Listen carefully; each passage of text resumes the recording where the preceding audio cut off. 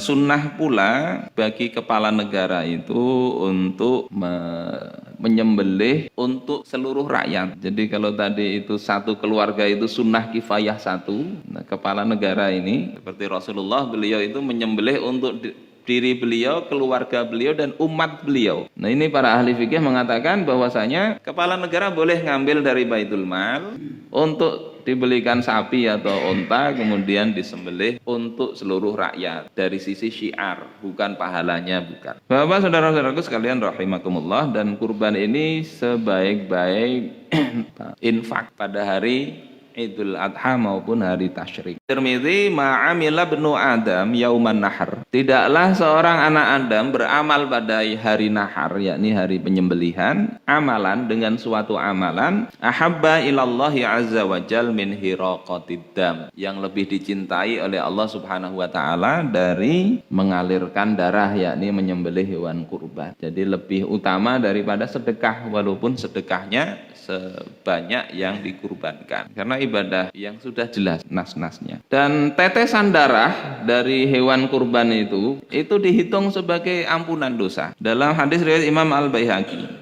dan juga Imam At-Tabarani, disunahkan bagi orang yang berkurban itu untuk melihat. Rasulullah berkata kepada Fatimah, ya Fatimah, wahai Fatimah, qumi fashhadi udhiyatak, berdirilah dan saksikan penyembelihan hewan kurban engkau. Fa innahu yughfaru laki bi awwali qatratin min damiha kullu dzambin amiltihi. Sesungguhnya diampuni untuk engkau dosa-dosa engkau yang telah engkau lakukan mulai tetesan darah pertama. Ini salah satu fadilah, ya, fadilah kurban. Allah ampuni. Ini bukan jadi alasan kemudian wah kalau gitu sudah habis dosaku, kena mau olah dosa pulang.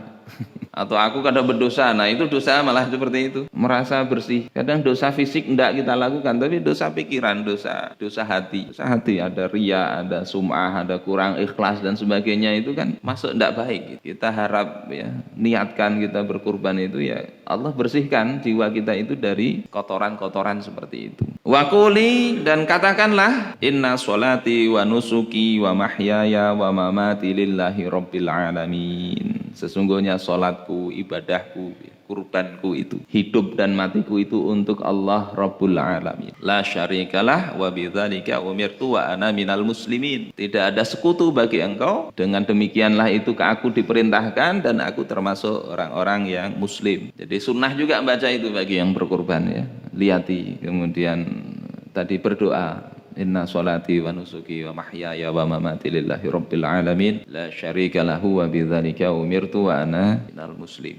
Nah, hewan kurbannya seperti yang saya katakan tadi perlu dilihat ini terkait panitia, kalau ada panitianya mencari hewan kurban. Tadi kalau patungan tadi 7 orang itu perlu diperhatikan mana yang kurban wajib, mana yang bukan. Karena kurban wajib itu dagingnya si pekurban tidak boleh ikut makan di situ, tidak boleh dibagi. Jadi ditanya, ini kurban apa? Wajib atau sunnah? Kalau wajib sendirikan, jangan dikasih dari situ, tapi dikasih dari yang lain boleh makan. Kalau dia sudah terlanjur makan, dia wajib ganti. Berapa tadi? 1/2 kilo, dia harus nukar daging 1/2 kilo, sedekahkan.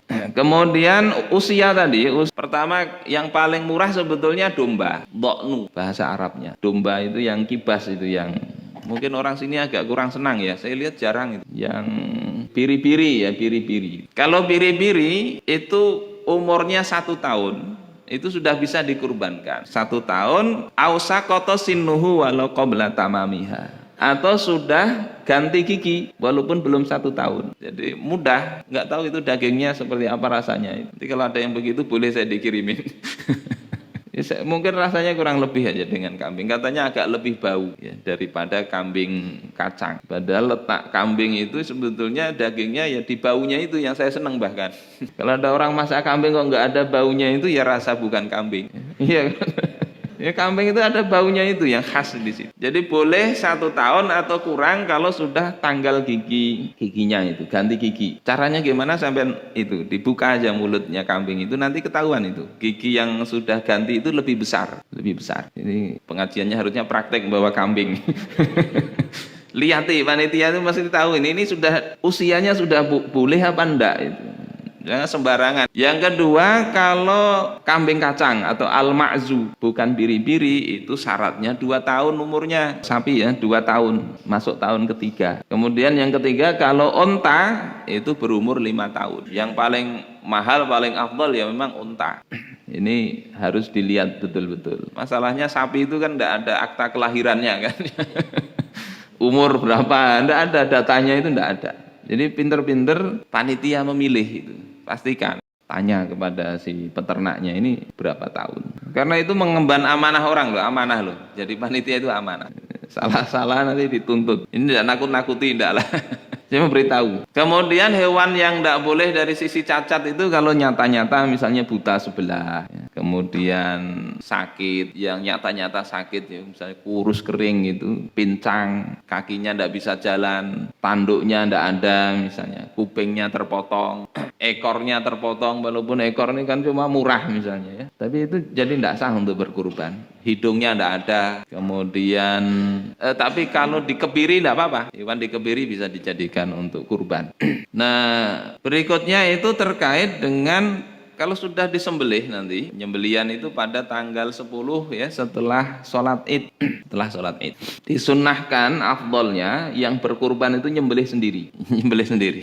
Jadi kalau bisa ya, kalau bisa, kalau enggak itu jangan coba-cobalah. Takutan lihat darah misalnya pingsan, nanti ya enggak usah nyembelih. Sunnahnya yang tajam pakai pedangnya. Kita lihat beberapa kali Idul Adha itu dapat kiriman video penyembelihan yang gagal ya. Ada yang masuk kolam.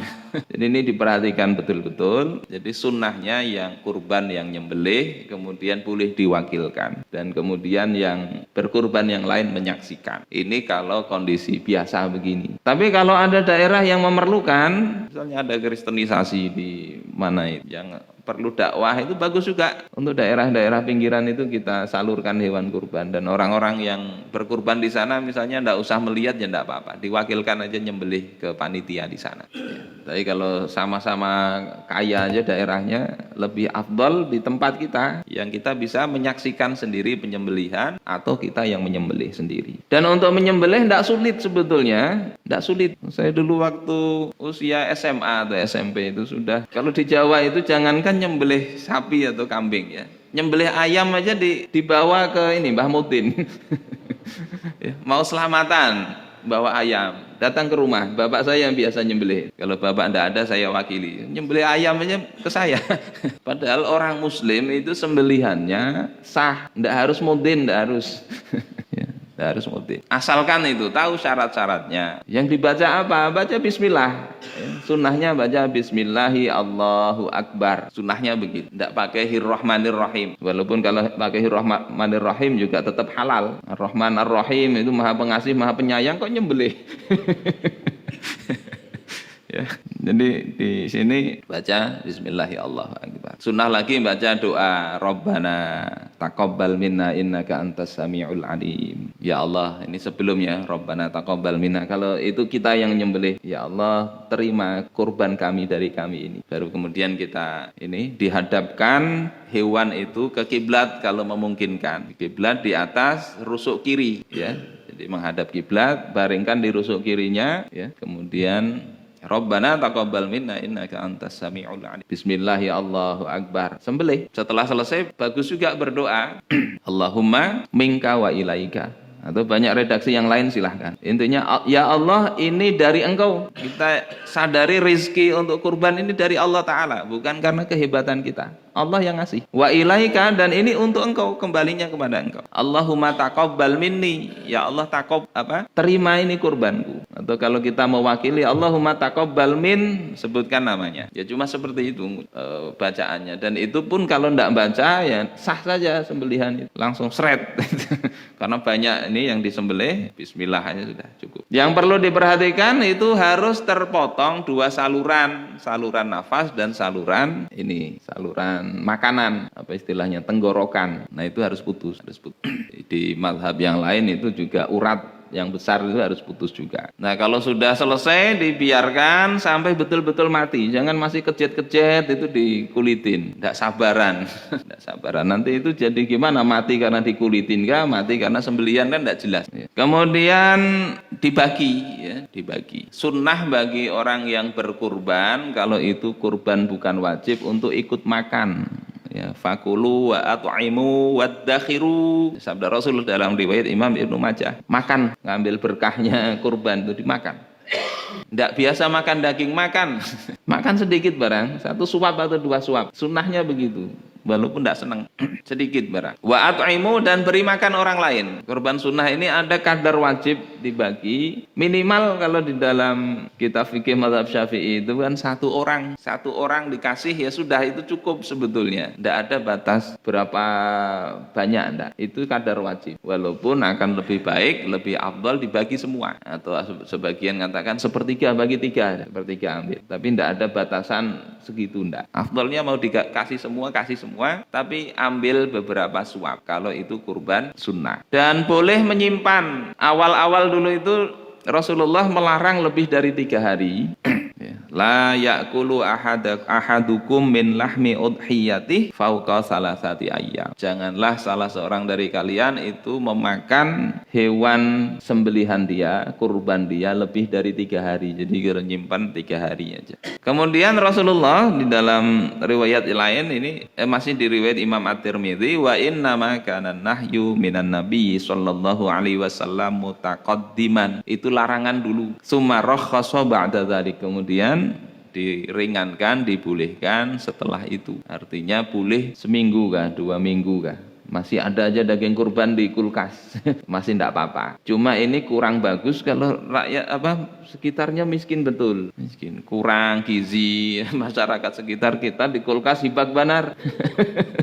Ya, enggak kita bagi. Jadi ya kurang inilah, walaupun dari sisi fikih enggak apa-apa. Dari sisi fikih enggak apa-apa, sah-sah saja. Asal tadi ada yang dikasih dari kalangan fakir tadi. Dan daging kurban ini tidak seperti zakat yang harus ada golongan tertentu, ya. Orang kaya juga boleh dikasih untuk diajak makan dan sebagainya. Non muslim bagaimana, kafir dhimmi? Nah, ini ada beda pendapat. Kalau di mazhab Syafi'i itu satu pendapat mengatakan enggak boleh secara mutlak, baik kurban wajib atau sunnah. Nah, di Al-Mu'tamad itu membolehkan kalau dia fakir, non muslim yang fakir. Tapi di mazhab selain mazhab Syafi'i boleh, walaupun lebih afdal kepada muslim. Itu kalau daging kurban, pembagian kurban. Tapi kalau dia misalnya si A dapat hewan kurban, dia nggak berkurban, dapat pembagian, terus dia julung, nggak ada masalah. Dia jual juga nggak masalah.